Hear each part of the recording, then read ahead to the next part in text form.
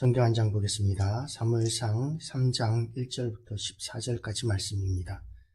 구약성경 412페이지입니다. 구약성경 412페이지. 사무엘상 3장 1절부터 14절까지 말씀입니다. 제가 읽겠습니다. 아이 사무엘이 엘리 앞에서 여호와를 섬길 때에는 여호와의 말씀이 희귀하여 이상이 흔히 보이지 않았더라. 여호와의 눈이 점점 어두워가서 잘 보지 못하는 그때에 그가 자기 처소에 누웠고 하나님의 등불은 아직 꺼지지 아니하였으며 사무엘은 하나님의 궤에 있는 여호와의 전 안에 누웠더니 여호와께서 사무엘을 부르시는지라 그가 대답하되 내가 여기 있나이다 하고 엘리에게로 달려가서 이르되 당신이 나를 부르셨기로 내가 여기 있나이다 하니 그가 이르되 나는 부르지 아니하였으니 다시 누우라 하는지라. 그가 가서 누웠더니 여호와께서 다시 사무엘을 부르시는지라. 사무엘이 일어나 엘리에게로 가서 이르되 당신이 나를 부르셨기로 내가 여기 있나이다 하니 그가 대답하되 내 아들아 내가 부르지 아니하였으니 다시 누우라 하니라. 사무엘이 아직 여호와를 알지 못하고 여호와의 말씀도 아직 그에게 나타나지 아니한 때라. 여호와께서 세 번째 사무엘을 부르시는지라. 그가 일어나 엘리에게로 가서 이르되 당신이 나를 부르셨기로 내가 여기 있나이다 하니 엘리가 여호와께서 이 아이를 부르신 줄을 깨닫고 엘리가 사무엘에게 이르되 가서 누웠다가 그가 너를 부르시거든 내가 말하기를 여호와여 말씀하옵소서 주의 종이 듣겠나이다 하라 하니 이에 사무엘이 가서 자기 처소에 누우니라. 여호와께서 임하여 서서 전과 같이 사무엘아 사무엘아 부르시는지라. 사무엘이 이르되 말씀하옵소서 주의 종이 듣겠나이다 하니 여호와께서 사무엘에게 이르시되 보라 내가 이스라엘 중에 한 일을 행하리니 그것을 듣는 자마다 두 귀가 울리리라. 내가 엘리의 집에 대하여 말한 것은 처음부터 끝까지 그날에 그에게 다 이루리라. 내가 그의 집을 영원토록 심판하겠다고 그에게 말한 것은 그가 아는 죄악 때문이니 이는 그가 자기의 아들들이 저주를 자청하되 금하지 아니하였음이니라. 그러므로 내가 엘리의 집에 대하여 맹세하기를 엘리 집의 죄악은 제물로나 예물로나 영원히 속죄함을 받지 못하리라 하였노라 하셨더라. 아멘. 기도하시겠습니다. 하나님 아버지, 오늘도 우리에게 참으로 좋은 날을 허락하여 주시고 새날을 시작하게 하심을 감사드립니다.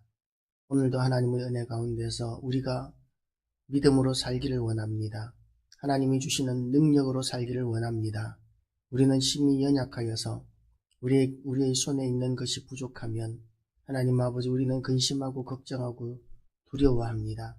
그러나 하나님 아버지 물질 때문에 우리가 걱정하지 않게 하시고 건강 때문에 우리가 두려워하지 않게 하시고 하나님 아버지 이 땅에서의 일들 때문에 우리가 두려워하지 않게 하시고 요동치 않게 하여 주셔서 우리가 믿음으로 사는 사람임을 세상 가운데 나타나게 하여 주시기를 원합니다. 하나님 아버지 오늘도 우리가 하나님의 존전에 나왔사오니 우리에게 말씀의 은혜와 능력을 더하여 주시고 말씀의 은혜와 능력으로 인하여 우리가 참으로 새로운 피조물다운 거듭나는 시간 되게 하여 주시옵소서. 은혜 더하여 주시옵소서.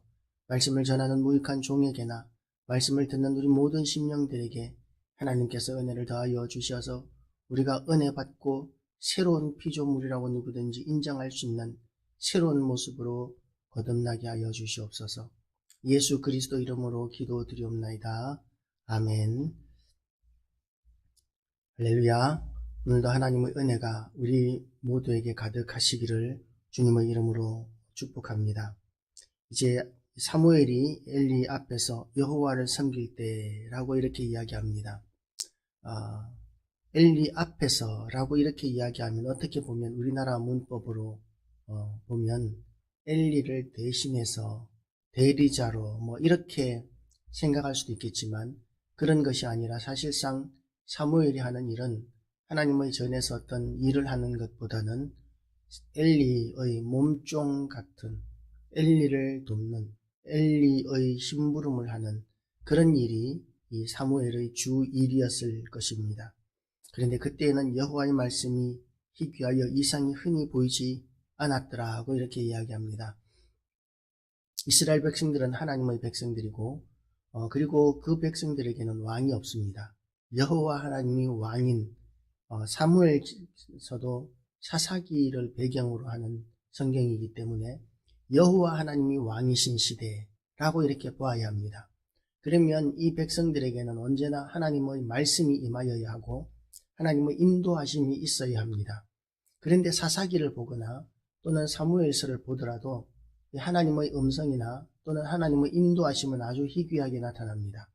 왜냐하면 이스라엘 사람들이 하나님 앞에서 살지 않고 하나님을 거역하고 우상숭배하고 범죄하고 악한 가운데서 살아가고 있기 때문에 거룩하신 하나님께서는 그 더러운 백성들에게 임하실 수가 없기 때문에 그렇습니다. 그래서 소수의 하나님의 사람들, 하나님 앞에서 살아가는 사람들이 나타나면 하나님께서는 그 사람들을 사용하셔서 그 사람들에게 말씀하시고 인도하시는 그런 모습들을 우리가 보게 되죠. 그래서 이에 사무엘이 엘리 앞에서 여호와를 섬길 때에는 여호와의 말씀이 희귀하여 라는 이 말씀을 보면서 우리가 이 땅을 살아가면서 지금 우리에게는 하나님의 말씀이 희귀하지 않은가를 우리가 돌아볼 필요가 있습니다. 우리가 하나님 앞에서 범죄하고 하나님의 말씀을 사랑하지 않음으로 말미암아 우리에게 하나님의 말씀이 희귀하다면 우리도 이스라엘 백성들과 똑같은 수준을 벗어나지 못하고 있음을 우리가 발견할 수 있어야 합니다. 하나님의 말씀은 언제나 우리에게 주어져 있습니다.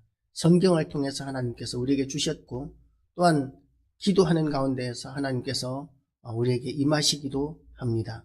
그런데 기도하면서 성경을 읽으면서도 우리가 하나님의 음성에 그렇게 음성을 만나는 것에 하나님의 감동을 받는 것에 희귀하다면 그러면 우리는 이스라엘 사람 정도의 수준밖에는 안 되는 정말 타락한 수준 하나님의 진노 아래 있을 수 있다는 두려움으로 우리가 하나님을 더 간절히 사모하고 사랑하고 하나님 앞으로 나아가야 할 것입니다.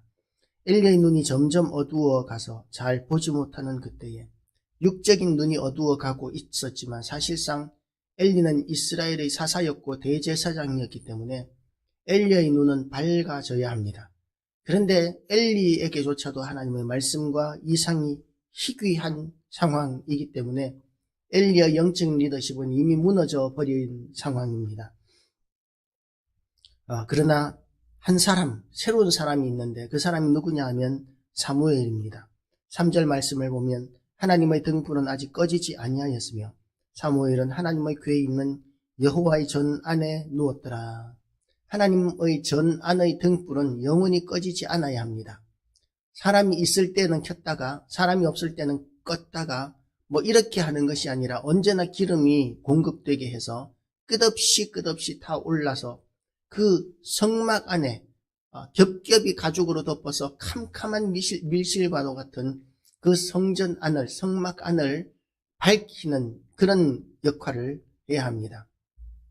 성막 안에 등불이 켜지면 그러면 온갖 금으로 만든 기물들, 성전 안의 기물들이 빛을 반사하면서 그 안을 환하게 비추는 그런 역할을 어떤 사람이 있을 때만 하는 것이 아니라 언제나 사람이 있건 없건 그 안에 불을 밝히고 비춤으로 말미암아서 하나님의 은혜가 이 세상 가운데 언제나 비추고 있고 하나님은 언제나 살아계시다는 증거를 하고 있어야 한다는 것이죠.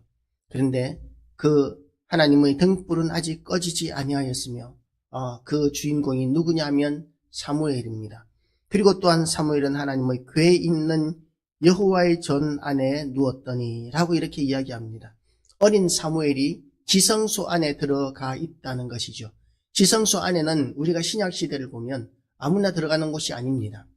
대제사장, 그 해의 특별한 대제사장 한 사람이 이 1년에 한 번 대속죄일에만 그 지성소 안으로 들어갑니다. 그리고 방울을 달고 끈을 달아서 그 안으로 들어가는데 만약에 방울 소리가 들리지 않으면 여호와의 진노 아래서 대제사장이 죽었는 것으로 여겨서 밖에서 사람들이 끈을 잡아당겨 귀신을 끌어내는 그런 식으로 들어갑니다.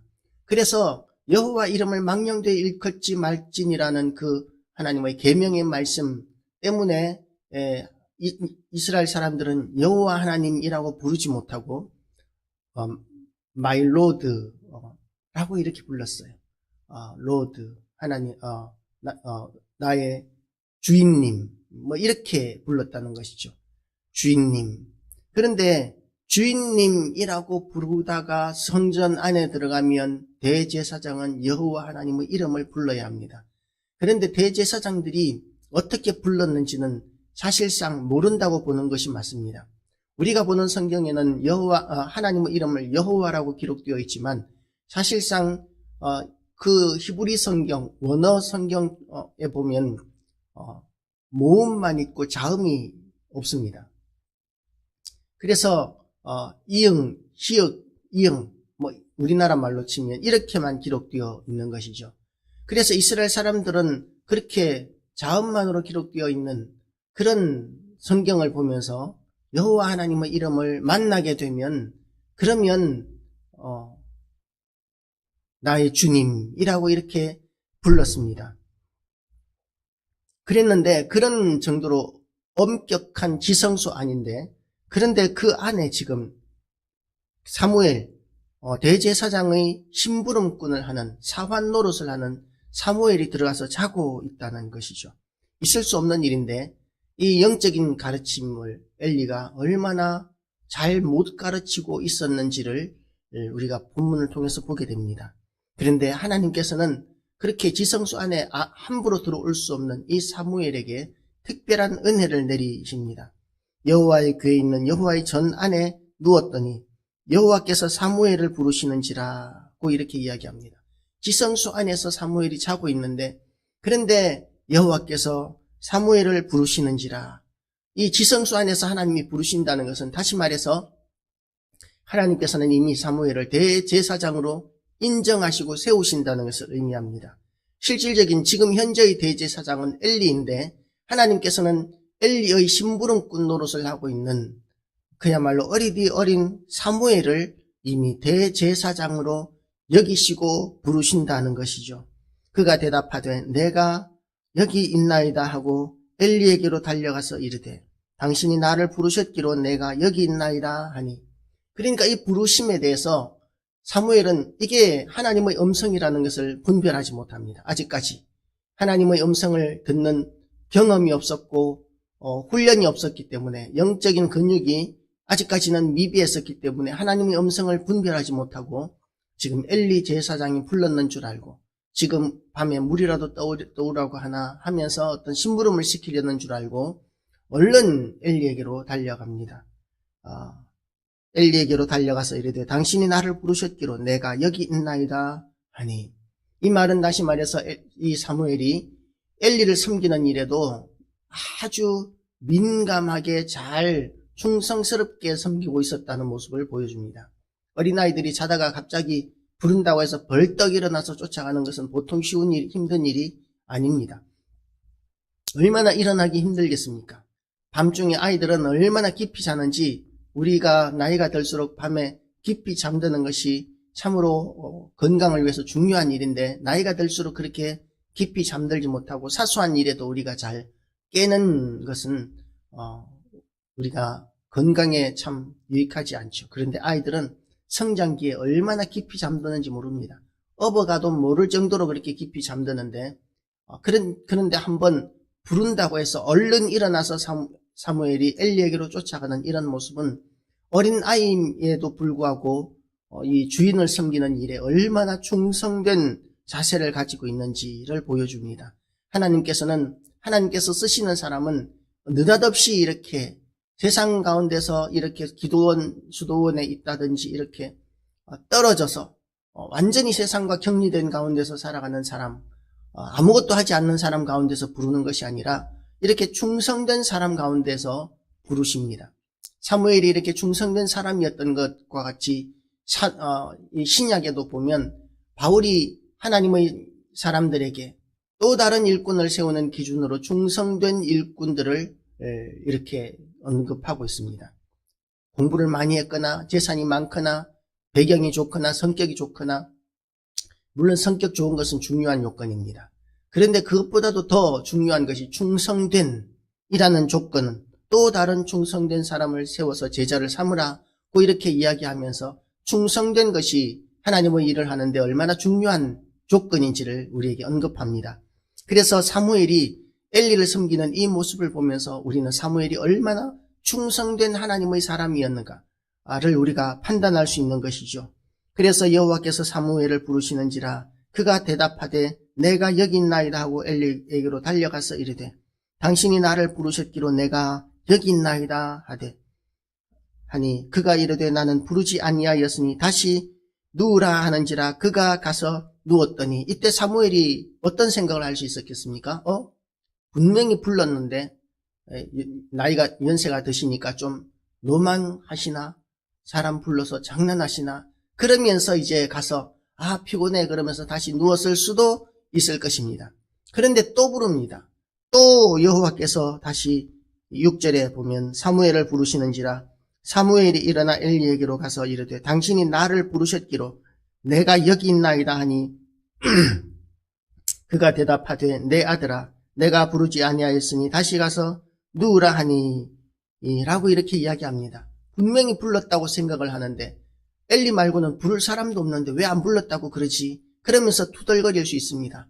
피곤해 죽겠는데 이제 밤중에 잠을 깨우고 그러면서 불평할 수도 있습니다. 그런데 그렇게 하지 않습니다. 그렇게 사무엘이 다시 여호와의 말씀도 아직 그에게 나타나지 아니한 때라고 이렇게 이야기합니다. 세 번째, 여호와께서 사무엘을 부르시는지라 그가 일어나 엘리에게로 가서 이르되 라고 이렇게 이야기합니다. 세 번째 부릅니다. 이쯤 되면 또 안 불렀다 그러겠지. 그러면서 에이 몰라 그러면서 그냥 누워 있을 수도 있습니다. 그런데 사무엘은 여전히 벌떡 일어나서 엘리에게로 달려갑니다. 안 불렀다고 그러는데 내가 잘못 들었어 그러면서 다시 잘 수도 있었을 텐데, 그런데 여전히 다시 벌떡 일어나서 엘리에게로 달려갑니다. 이르되 당신이 나를 부르셨기로 내가 여기 있나이다 하니 엘리가 여호와께서 이 아이를 부르신 줄을 깨닫고, 엘리도 하나님의 음성을 듣던 사람입니다. 그런데 이제는 하나님의 음성이 들리지 않는 영적인 리더십을 완전히 잃어버린 상황 가운데 있습니다. 그런데 한 가지 엘리에게 있는 것이 있는데, 그래도 하나님의 음성을 들었던 경험이 있는 사람이라는 것이죠. 그래서 처음 하나님의 음성을 듣는 이 사무엘에게 하나님의 음성이 들릴 때 어떻게 반응할지에 대해서 가르쳐 줄 수 있습니다. 경험이 있기 때문이라는 것이죠. 경험으로 끝나서는 물론 안 됩니다. 그런데 경험이 있는 사람도 꼭 필요한 것이죠. 그래서 새로운 은혜를 받는 사람들을 인도해 주는 일은 처음 은혜 받은 사람들끼리 이렇게 가는 것이 아니라 은혜 받은 경험이 있는 사람들의 조언이나 인도함을 받는 것이 필요합니다. 왜냐하면 처음 하나님의 음성을 듣는 사람들은 실수할 수 있기 때문입니다. 하나님의 뜻을 분별하는 데 있어서 실족할 수 있기 때문입니다. 그래서 엘리가 사무엘에게 이르되 9절 말씀입니다. 가서 누웠다가 그가 너를 부르시거든, 그가 여호와께서 말씀하시는 것이죠. 그가 너를 부르시거든 내가 말하기를 여호와여 말씀하옵소서 주의 종이 듣겠나이다 하리라 하라 하니 이에 사무엘이 가서 자기 처소에 누우니라. 이제는 하나님께서 말씀하시면 어떻게 반응할지에 대해서 가르쳐 줍니다. 그랬더니 이제 그걸 듣고 사무엘이 가서 다시 지성소에 가서 누웠던 것이 성전 법궤가 있는 곳에 가서 누웠습니다. 여호와께서 임하여 서서 그냥 소리만 들린 것이 아니라 이번에는 여호와께서 임하여 서서 이렇게 직접적인 하나님의 임재를, 강력한 하나님의 임재를 이야기하고 있는 것이죠. 여호와께서 서서라는 것은 어쩌면 눈으로 볼 수 있는 모습으로 오셨다는 것을 의미할 수 있습니다. 그런데 이렇게 여호와께서 눈으로 볼 수 있는 모습으로 오신다면, 그러면 죄 많은 인간은 사무엘이라 할지라도 그 여호와 하나님의 그 크고 무한하신 영광에 죽을 수밖에 없습니다. 그런데 만약에 여호와께서 서서 말씀하신다면, 그리고 그 앞에 사무엘이 있다면 그 앞에 서 있는 서 계신 여호와 하나님은 초림하시기 전에 마리아의 아들로 마리아에게 태어나신 동정녀 잉태하셔서 태어나시기 이전의 예수 그리스도라고 생각해야 합니다. 예수님께서는 마리아에게 태어나심으로 말미암아 세상에 존재하시는 것이 아니라 영원전부터 하나님 아버지께서 천지 만물을 창조하실 때 이미 계셨고, 이 땅에 사람으로 오시기 위해서 이 땅의 모든 죄를 짊어지시기 위해서, 대속하시기 위해서 마리아를 통해서 나신 것이지, 마리아에게 태어나시면서 예수님이 처음 생겨난 것이 아닙니다.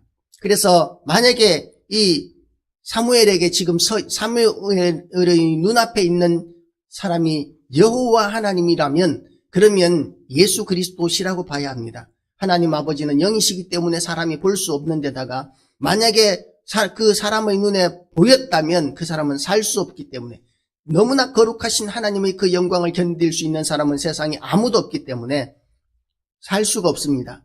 그래서 만약에 여기에 서 있는 분이 여호와 하나님이라면 그러면 그분은 예수 그리스도시라고 이렇게 생각하면 옳습니다.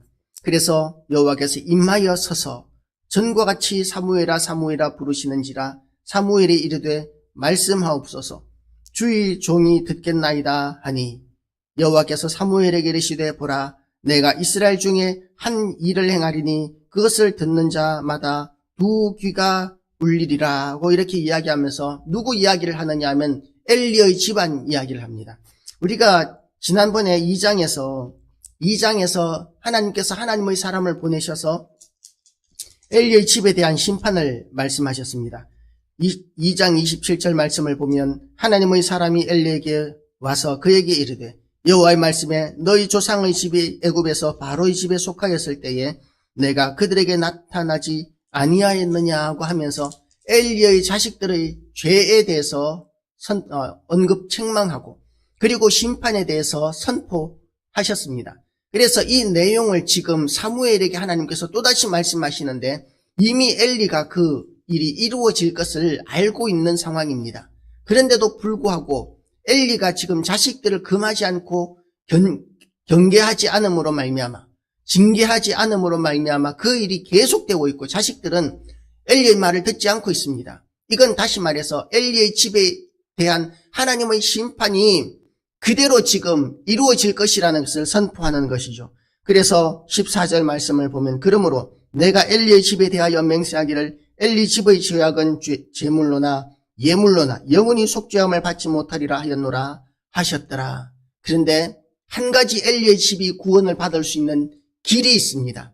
왜냐하면 무엇이냐 하면 하나님께서 이렇게 선지자를 통해서 하나님의 사람을 통해서 선포하시고 또 사무엘을 통해서 또다시 한 번 더 선포하시는 이유가 두 가지로 우리가 생각할 수 있는데요. 첫 번째로 엘리의 집이 완전히 진멸하게 될 때에 이것은 하나님께서 심판하실 것이다.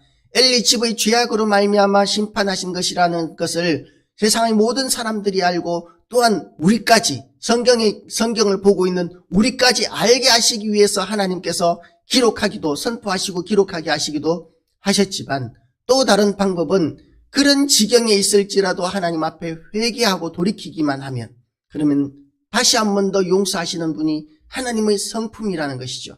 그래서 이 엘리의 집이 이렇게 하나님의 엄중한 진노, 다시는 돌이키지 않겠다는 그런 하나님의 심판의 확정적인 메시지가 있었다 할지라도 그들이 그때라도 하나님 앞에 회개하고 돌이키면 하나님께서는 또다시 기회를 주시고 싶으신 것이 하나님 아버지의 마음이라는 것을 우리가 알아야 한다는 것이죠. 그래서 엘리의 집은 회개하면 하나님 앞에 다시 회개하고 돌이키고 자기의 사명을 잘 감당하기만 하면 그러면 하나님께서 다시 한 번 더 기회를 주실 것인데 회개하지 않습니다. 돌이키지 않습니다. 하나님께서 하나님의 사람을 보내셔서 말씀을 하셨고 더군다나 또 사무엘을 통해서 말씀하셨는데 그런데도 불구하고 13절 말씀을 보면 내가 그의 집을 영원히 심판하겠다고 그에게 말한 것은 그가 아는 죄악 때문이니 이는 그가 자기의 아들들의 저주를 자청하되 금하지 아니하였습니다. 자기의 아들들이 저주를 자청하되 금하지 아니하였습니다. 책망은 했어요. 경계는 했습니다. 너희들 그렇게 하면 하나님 앞에 벌 받는다. 그러면서 경계는 했습니다. 그런데 하나님께서는 그 정도로 엘리가 잘했다고 이야기하지 않으십니다. 용납하지 않으십니다. 하나님께서는 엘리에게 엄청난 권한을 주셨어요. 왕과 같은 그런 권력을 주셨습니다. 온 이스라엘이 지금 사사인 엘리의 말에 복종하고 있는 시대입니다. 그러면 왕으로서 지도자로서 공의를 해야 합니다. 공의와 정의를 행한다면 엘리의 자식들은 벌을 받아야 합니다. 심각한 하나님을 모욕하고 하나님 앞에 제사 드리는 하나님의 백성들을 하나님 앞에 나오지 못하도록 그 재물을 오염시키는 그런 죄를 저질렀고 성전에서 수종드는 여인들과 음행하는 그런 악한 짓들을 행하였기 때문에 자식들에게 대해서 엄중한 벌을 내렸었어야 합니다. 그런데 직무를 유기하고 있는 것이죠. 하나님께서는 그것을 용납하실 수가 없으셨습니다. 그래서 다시 한 번 더 사무엘을 통해서 말씀을 하시는데 그럼에도 불구하고 금하지 아니하였다. 다시는 그런 짓을 하지 못하도록 엘리가 심판하고 징계하고 벌을 주어야 하는데 그렇지 않고 그대로 내버려 두었다는 것이죠. 그래서 이 엘리의 집안은 이 자식들을 징계하지 못하고 자식들을 지키고자 하는 그 엘리의 그 마음 때문에 집안이 완전히 멸종을 당하는 그런 심판을 받게 됩니다. 다 멸망당하는, 온 집안이 다 멸망당하는 그런 징계를 하나님으로부터 받게 됩니다. 자식들, 그렇게 귀했던, 그래서 크게 함부로 징계도 하지 못했던 그 아들들 다 같은 날에 죽게 되고 며느리까지도 그 소식을 듣고는 죽게 되고 그리고 자기도 그날 죽게 되는 그런 징부를 받게 되는 것이죠.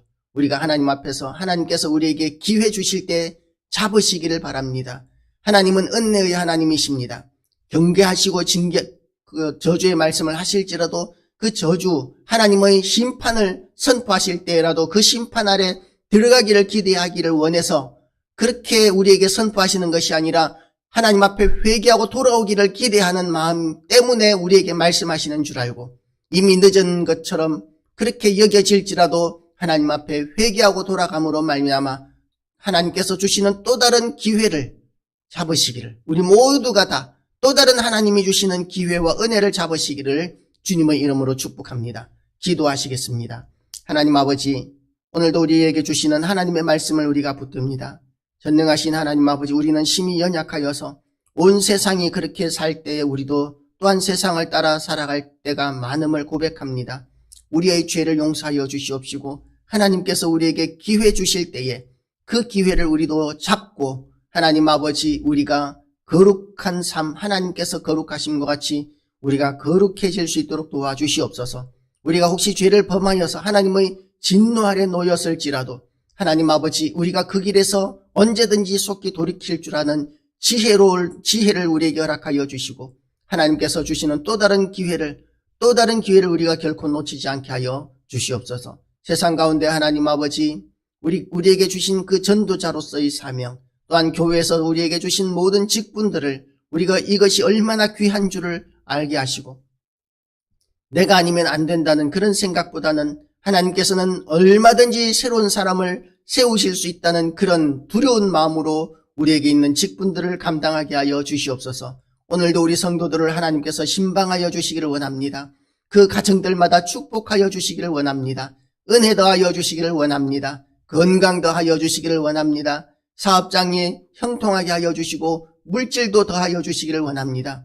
하나님 아버지, 눈앞의 답답한 문제 때문에 고민하고 있는 성도들이 있다면 하나님께서 그들에게 은혜 더하여 주시옵시고 하나님 아버지 인도하여 주시옵소서. 사랑이 많으신 하나님 아버지, 하나님께서 또한 우리 모든 성도들의 건강을 붙들어 주시기를 원합니다. 하나님께서 강건하게 하여 주시옵소서. 오늘도 하나님과 동행하는 날 되게 하여 주시기를 원하오며 예수 그리스도 이름으로 기도드리옵나이다. 아멘. 하늘에 계신 우리 아버지여, 이름이 거룩히 여김을 받으시오며 나라의 임하옵시며 뜻이 하늘에서 이룬 것 같이 땅에서도 이루어지이다. 오늘날 우리에게 일용할 양식을 주옵시고 우리가 우리에게 죄 지은 자를 사하여 준 것 같이 우리 죄를 사하여 주옵시고 우리를 시험에 들게 하지 마옵시고 다만 악에서 구하옵소서. 대개 나라와 권세와 영광이 아버지께 영원히 있사옵나이다. 아멘.